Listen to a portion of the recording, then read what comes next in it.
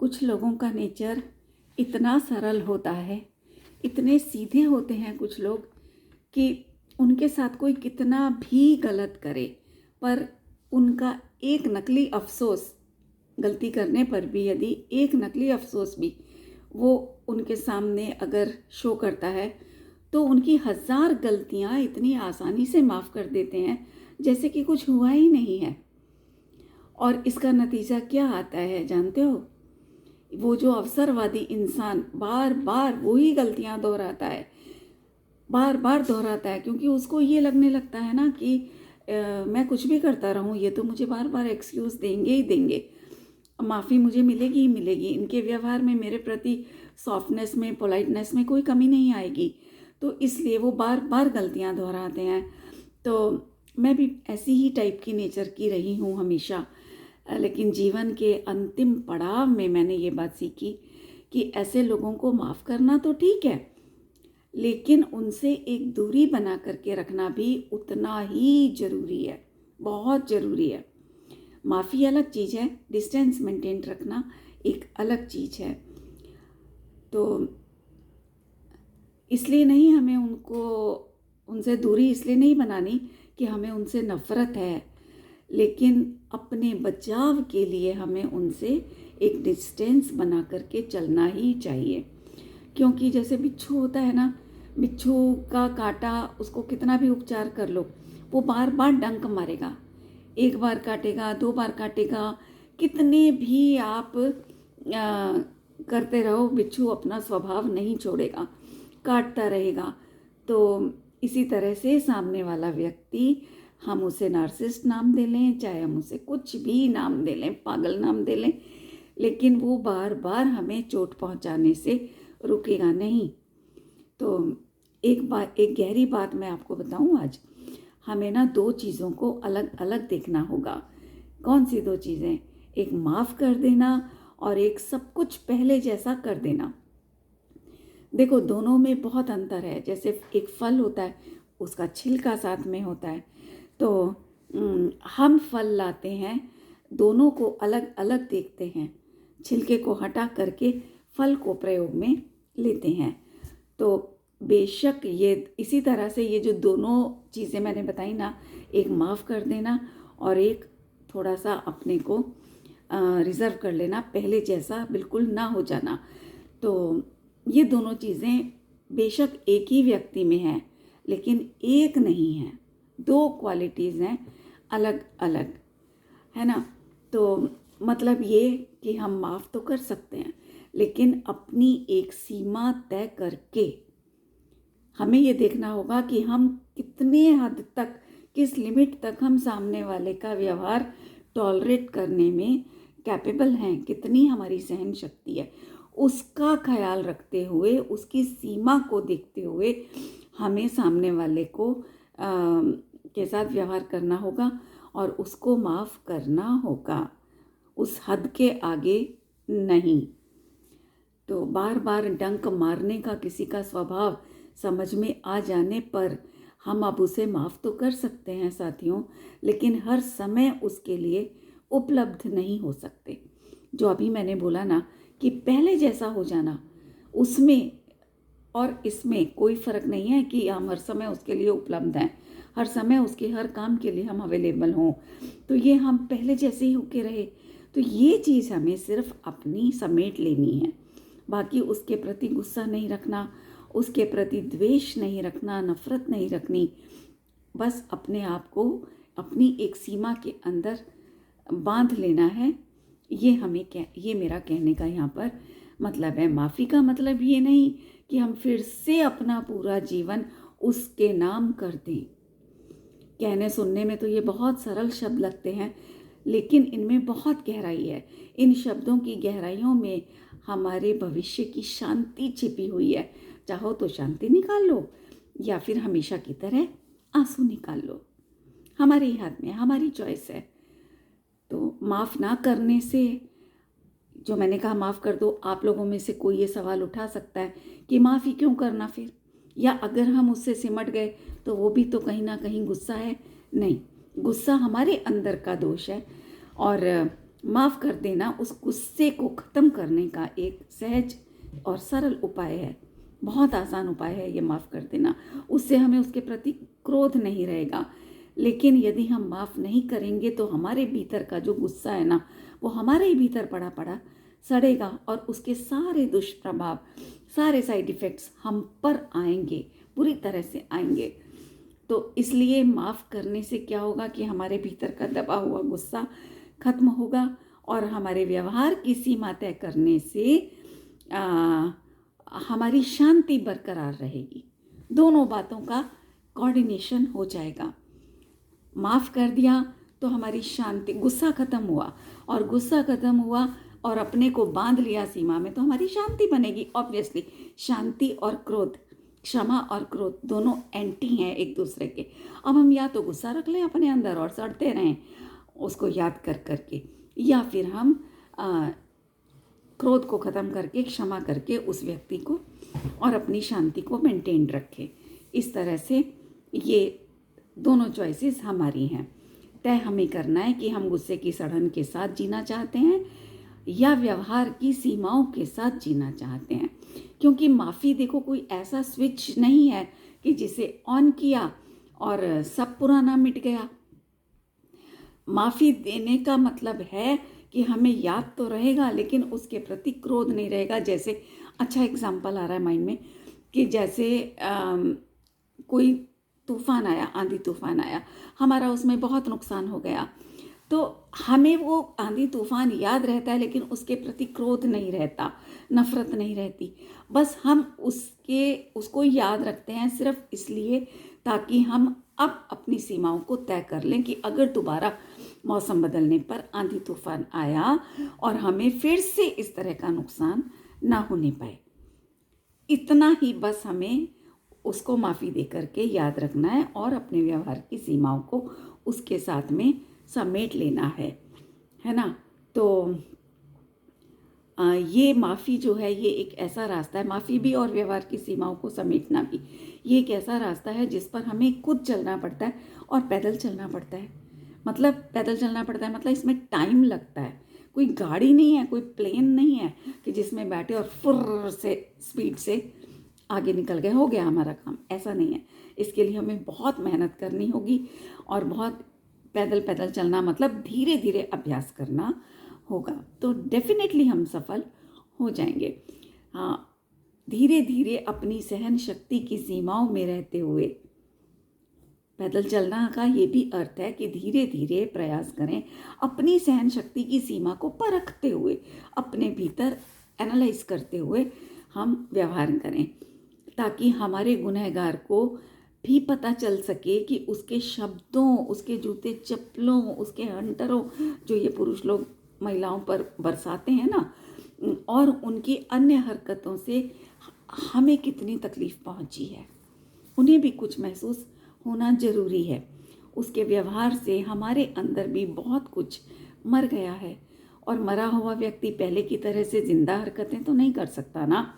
हमें यह दूरी किसी को सज़ा देने के लिए नहीं करनी है, खुद को बचाने के लिए हमें यह रास्ता चुनना है। जो जैसा कि अभी मैंने कहा कि हम मरा हुआ व्यक्ति पहले जैसी जिंदा जैसी हरकतें नहीं कर सकता, तो हमारा भी अंतरंग, हमारी भावनाएं उस व्यक्ति के प्रति मर चुकी हैं, तो वो पहले जैसा व्यवहार हो भी नहीं सकता।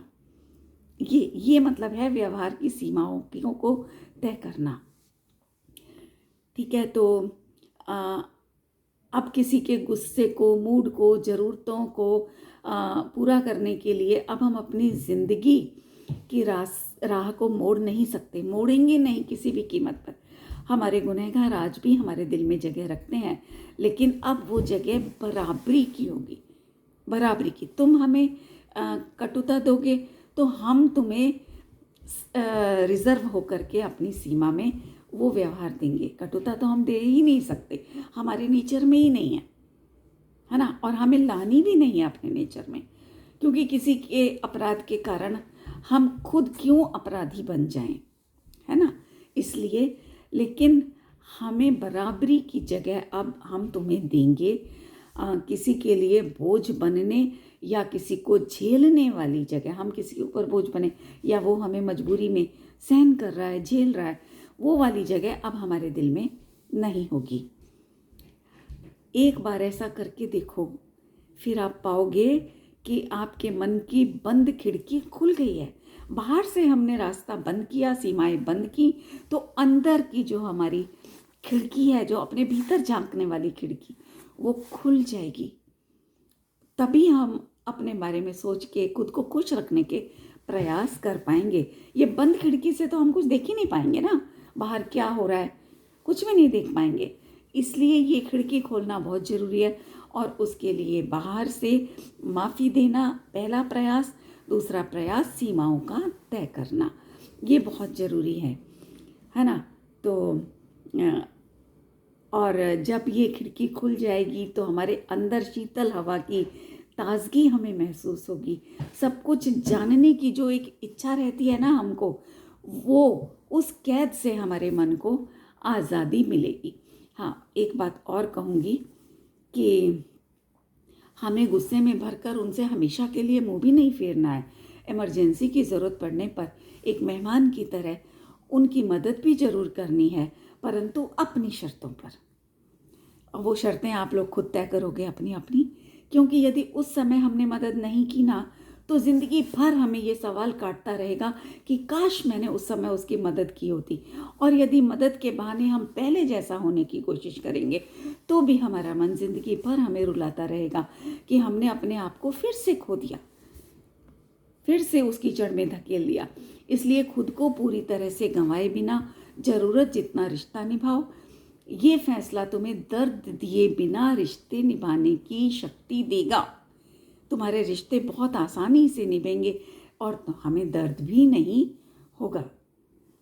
तो ये हमें करना है। सच तो ये है कि हम अपने इन रिश्तों को अपने अपनी ज़रूरतें और अपने अकेलेपन की भरपाई के लिए पकड़ करके बैठे हुए हैं कि कहीं हम अकेले ना रह जाएं, कौन हमसे बात करेगा, है ना। हमें डर लगता है अकेले में, और हमें कोई ज़रूरत पड़ी, इमरजेंसी पड़ी तो कौन हमारे साथ आएगा, हम कैसे निभा पाएंगे। इस तरह के जो डर हैं अकेलेपन के, ज़रूरतों के, उनकी पूर्ति होती रहे किसी तरह से, उसी डर से हम इन रिश्तों को, खोटे रिश्तों को, नकली रिश्तों को, दर्द देने वाले रिश्तों को पकड़ के रखते हैं, छोड़ने के लिए तैयार नहीं होते। देखो, रिश्तों ने हमें बेटी, पत्नी, माँ बनना तो सिखाया, लेकिन हमारा ये फैसला हमें हम बनना सिखाएगा, तुम्हें तुम बनना सिखाएगा कि हम कौन हैं, ऐसा सोचना, बनना सिखाएगा। तब हमारा असली व्यक्तित्व जो है वो बाहर निकल करके आएगा, क्योंकि माफ़ करना जो है वो सबसे बड़ा बदला कभी नहीं होता। दुनिया वाले कहते हैं माफ़ी देना बहुत बड़ा बदला लेना है, दूसरे से किसी से बदला लेना है तो उसे माफ़ कर दो, लेकिन नहीं, वो बदला देना, वो बदला सबसे बड़ा नहीं होता। और माफ़ी का मतलब सब कुछ भूल जाना भी नहीं होता, जो मैंने अभी आपको बताया कि हम कोई दुर्घटना हुई, कोई आंधी तूफान में, हम उसको याद रखते हैं आगे के सुधार के लिए, है ना। तो इसलिए वो माफ़ी का मतलब सब कुछ भूल जाना नहीं होता है। खुद को चुन करके, रिश्तों में अपनी सीमाएं तय करके, खुद को दुखी होने से बचाना सबसे बड़ी माफ़ी है।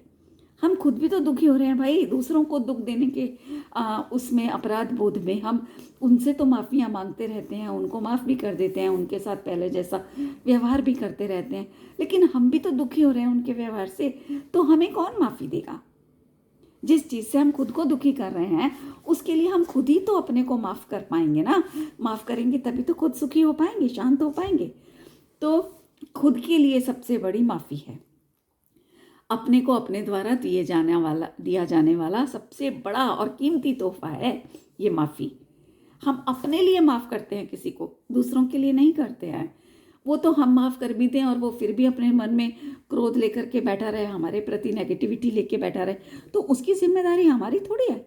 हमने तुम्हें माफ़ कर दिया मतलब अब हम शांत हो गए, मगर याद है तुम्हारा नेचर, उसके अनुसार ही तुम्हें व्यवहार मिलेगा हमारा, ये मतलब है इसका।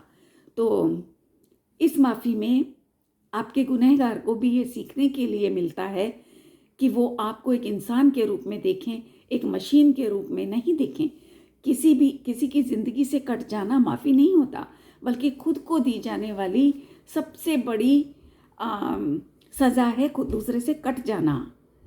क्योंकि कटने में पता है क्या है, हम कट गए, किसी से हट गए, कट गए मतलब दूर हो गए, बिल्कुल ही टोटली दूर हो गए, तो उससे क्या होगा कि हमें वो सारी कड़वी बातें दिमाग में भरी रहेंगी, याद रहेंगी, और इसीलिए बार बार वो याद रहने से हमारा मन सामने वाले के साथ में बात करने का नहीं करेगा। तो उन कड़वी यादों में हम घुटते रहेंगे, खुद दुखी होते रहेंगे। इसलिए ये हमारे ही लिए सबसे बड़ी सजा है, इसलिए माफ़ कर देना सबसे बड़ी औषधि है हमारे लिए।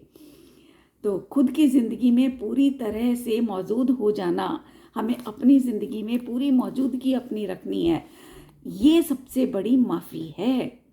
हमारी कीमत इस बात से तय नहीं होती कि दूसरे हमें कितनी कीमत देते हैं, बल्कि इस बात से तय होती है कि हम खुद को कितनी कीमत देते हैं, खुद का कितना सम्मान करते हैं। हमारी यात्रा का यह कदम अब जिंदगी की ओर मुड़ चला है। अभी तक तो मुर्दानगी चल रही थी ना, मुर्दे की तरह जी रहे थे, घुट घुट के, रो रो के। अब माफ़ करके हमने पूरा सब कुछ ख़त्म कर दिया, दिल से गुस्से का भरा हुआ, नफ़रत का भरा हुआ जहर निकाल के फेंक दिया एक माफ़ी के प्याले में। तो यूँ समझो कि अब हमारा कदम हमारी अपनी ज़िंदगी की तरफ, अपने जीने के लिए बढ़ चला है। किसी को सज़ा देने के लिए नहीं, खुद को बचाने के लिए चल पड़ा है हमारा कदम। ये कदम हमें अकेला महसूस तो करा सकता है, लेकिन बेशक हम अकेले हैं पर खाली नहीं हैं। ये बहुत बड़ी बात है। अकेले होना और खाली होना, इन दो बातों में बहुत गहराई है। अकेले में इंसान दुखी होता है, घुटता है, दूसरे का साथ चाहता है ना, खालीपन महसूस करता है। पर यहाँ हम अकेले तो हैं, मगर अपने आप में, अपने विचारों से, अपने प्रति पॉजिटिव सोच से भरे हुए हैं, खाली नहीं है। ये मतलब है इसका। हमारे साथ हमारी हिम्मत है, हमारी एक सीमा है, हाँ, हमारे फैसले की दृढ़ता है, नए नए हौसले हैं हमारे साथ। यहाँ किसी का हस्तक्षेप नहीं है, किसी की हुकूमत नहीं है, हमारे बारे में किसी का जजमेंट भी नहीं है। बिना किसी बनावट के हम जो हैं बस वो ही हैं इस नए हमारे रास्ते में। फिर भी यहाँ इतना सब होने पर भी देखो, सीमा भी हमने तय कर ली, ठीक है, हमने किसी पर हुकूमत भी नहीं करी, किसी का हस्तक्षेप भी अब हमारे ऊपर नहीं रहा, तो भी यहाँ पर उच्छृंखलता नहीं है, उद्दंडता नहीं है ना। कितनी बड़ी बात है ये। तो आइए साथियों, आज ही से हम अपने सपनों को, नई जिंदगी को नए पंख दें, नए पंख देके उड़ चलें अपनी उस असीम यात्रा पर, और नई उड़ान दे करके उड़ चलें। ये हमारी नई राह हमें आज मिली है। बाय।